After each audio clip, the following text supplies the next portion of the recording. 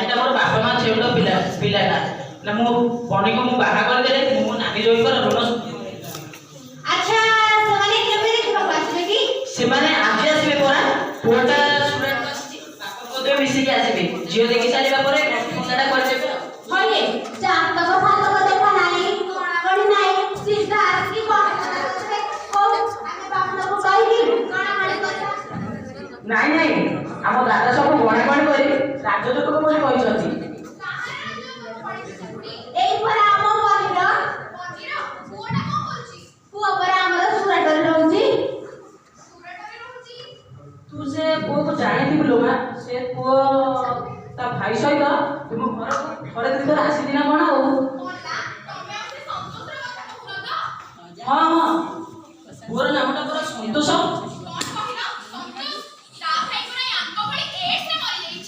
ଏଡ୍ସରେ ମରିଯାଇଛି ନାଇଁ ଲୋ ମା ସେ ଏଡ୍ସରେ ମରିନି ସେ ଜ୍ୱର ରୋଗରେ ମରିଛି।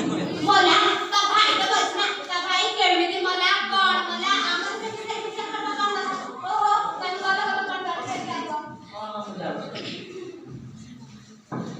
କମଳା ତମେ ଆଜି ଆମ ଘରେ ଟିକେ ରହିବ ବନ୍ଧୁକୁ ଦେଖିବାକୁ ଆସିବେ ତାକୁ ଟିକେ ସଜାସଜି କରିଦେବ ମୁଁ ଯାଉଛି ମୋ ଭଉଣୀକୁ ଟିକେ ଡାକିଦେବି ମୋ ଖୁଡ଼ି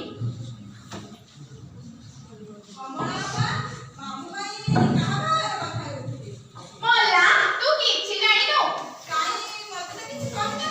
ହଇଲୋ ତୁ ପରା ବାହାରୁ ଅଥଚ ତତେ କିଛି କହିବା ଅଛି ତତେ ଦେଖିବାକୁ ସନ୍ତୋଷ ଆସୁଛି ତତେ ଦେଖି ସନ୍ତୋଷ ଦେଖିବାକୁ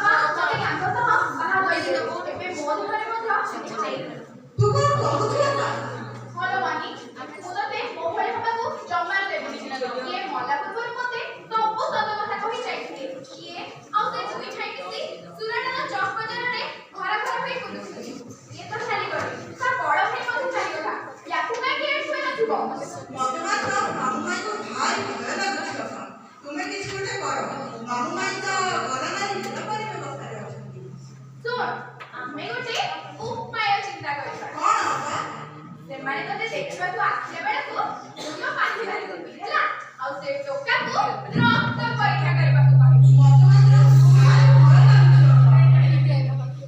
ତୁ କାଇଁ ଡରୁଛୁ ମା ଚାଲ ମୁଁ ତ ମାମୁ ମାଇଁକୁ ଉତ୍ତର ଦେବି।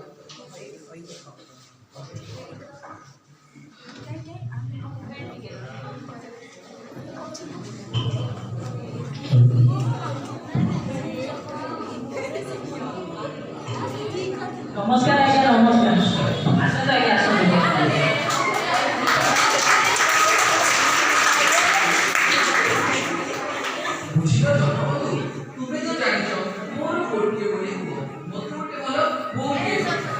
ଶୁଣୁଛନ୍ତି ଆଜ୍ଞା ବନିଟା ମୋର ବାପା ମା ଝିଅଙ୍କ ପିଲାଟା ତୁମ ଘରେ ସେ ଖୁସିରେ ରହିଲେ ମୁଁ ମୋ ନାନୀ ଜୋଇଙ୍କର ଋଣ ସୁଝି ଦେବି ବୋଲି ଭାବିଲି।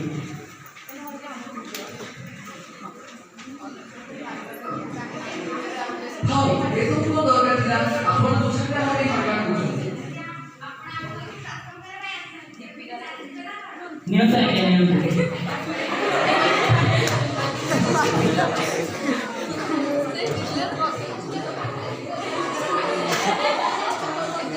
ଅନ୍ୟ କଣ ବନିକୁ ଧରି ଆସିଲ?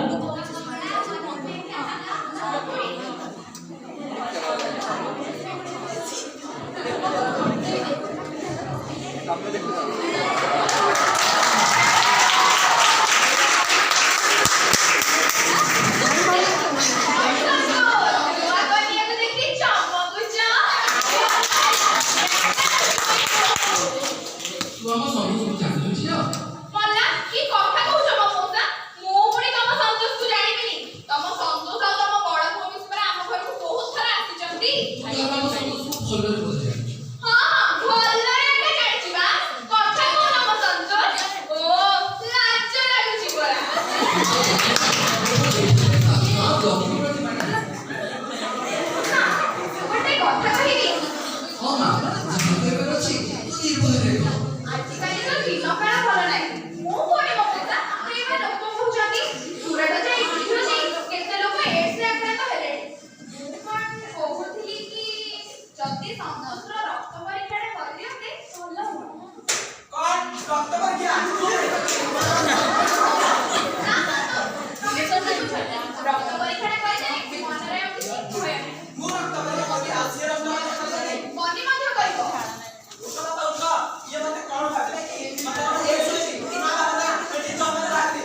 ହଇଲୋ ଜଗବନ୍ଧୁ, ଆଚ୍ଛା ଜଗ ତୁମେ ତୁମ ସହିତ 7 ବର୍ଷକୁ ବନ୍ଧୁ ବଞ୍ଚିବା ପାଇଁ ଆସିଥିଲି, କିନ୍ତୁ ଏଇ ଝିଅ ମୋର ଚରିତ୍ର ଉପରେ ସନ୍ଦେହ କରୁଛି।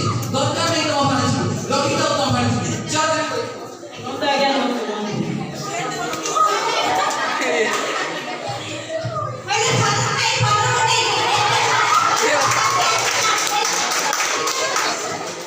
ମା, ମୁଁ ତତେ ଭଲ ଝିଅଟା ବୋଲି ଭାବିଥିଲି ଲୋ ମା। ଶେଷରେ ତୁମ ମନ୍ଦିର ଭାଗ୍ୟ ଆଉ ସ୍ୱପ୍ନକୁ ଭାଙ୍ଗିଦେଲୁ ଲୋ ମା।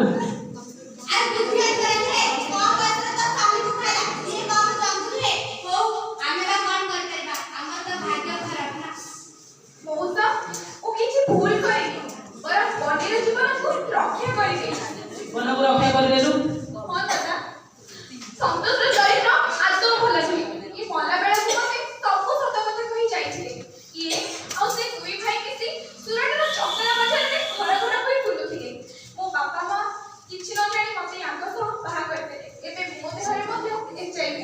ଲୋ ମା, ଏଡ୍ସ ହୋଇଥିଲେ ତ ଜଣା ପଡି ଯାଇଥାନ୍ତା ମା। ହେଲେ ରକ୍ତ ପରୀକ୍ଷା କଥା କାହିଁକି କହୁଥିଲୁ? ନାହିଁ ଦାଦା, ଜଣେ ଏଡ୍ସ ଯୁକ୍ତ ବ୍ୟକ୍ତିକୁ ତମେ କେବେ ବାହାରୁ ଦେଖି ଜାଣିପାରିବନି ଯେ ତାକୁ ଏଡ୍ସ ହୋଇଛି ବୋଲି।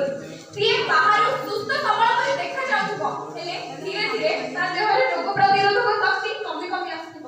ହେଇ ଦେଖ ଦାଦା, ମୁଁ ତ ବାହାରୁ ସୁସ୍ଥ ସବଳ ପରି ଦେଖାଯାଉଛି, ହେଲେ ଧୀରେ ଧୀରେ ମୋ ଦେହରେ ରୋଗ ପ୍ରତିରୋଧକ ଶକ୍ତି କମି କମି ଆସିଲାଣି। କଣ କହୁଛୁ ତୁ? ହଁ ଦାଦା, ଏଇଟା କେବଳ ମୋର ଦୋଷ ନୁହେଁ। ଆମ ଅଞ୍ଚଳର ଅନେକ ନିରୀହ ଝିଅ ଏହାର ଶିକାର ହେଉଛନ୍ତି। କାରଣ କଣ ଜାଣିଛନ୍ତି ଦାଦା?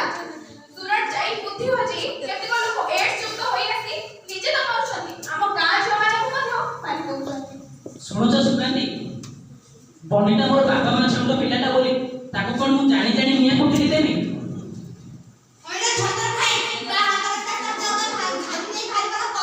ଆମେ ଚୁପ କହ, ତୁ କହ ମା, ତୁ କହ। ଦାଦା, ଏଇଟା କେବଳ ମୋର ଦୋଷ ନୁହେଁ। ଆମ ପଡ଼ିଶା ଗାଁ ଫୁଲର ମଧ୍ୟ ସେହି ଅବସ୍ଥା। ତାକୁ ତ ହୋଇଛି, ତା ପିଲାକୁ ମଧ୍ୟ ହୋଇଛି। ସେହିପରି ଗାଙ୍ଗପୁରର ସୁନିତା, ଗୋବାରାକୁ ମିନିକୁ ମଧ୍ୟ ହୋଇଛି। ସମସ୍ତେ ଏଇଭଳି ଏଡ୍ସ ଦ୍ୱାରା ଆକ୍ରାନ୍ତ। ମା, ତୁ ବଡ଼ ଭାଗ୍ୟରୁ ମା, ତୁ ଆଜି ମୋ ଗୋଟିଏ ଜୀବନ ବଞ୍ଚେଇ ଦେଇଛୁ ମା। ହଁ ଲୋ ମା, ତୁ ଆଜି ଗୋଟିଏ ଜୀବନ ବଞ୍ଚେଇ ଦେଇଛୁ। ଦାଦା, ତୁମେ କହିଲ ଯଦି ସେ ସନ୍ତୋଷର ଭୁଲ ନଥାନ୍ତା, ସେ କଣ ରକ୍ତ ପରୀକ୍ଷା କରିବାକୁ ମନା କରିଦେଇଥାନ୍ତା? କାଇଁ ଆମ ବନିର ରକ୍ତ ପରୀକ୍ଷା କରିବାକୁ ପଛଘୁଞ୍ଚା ଦେଉନି?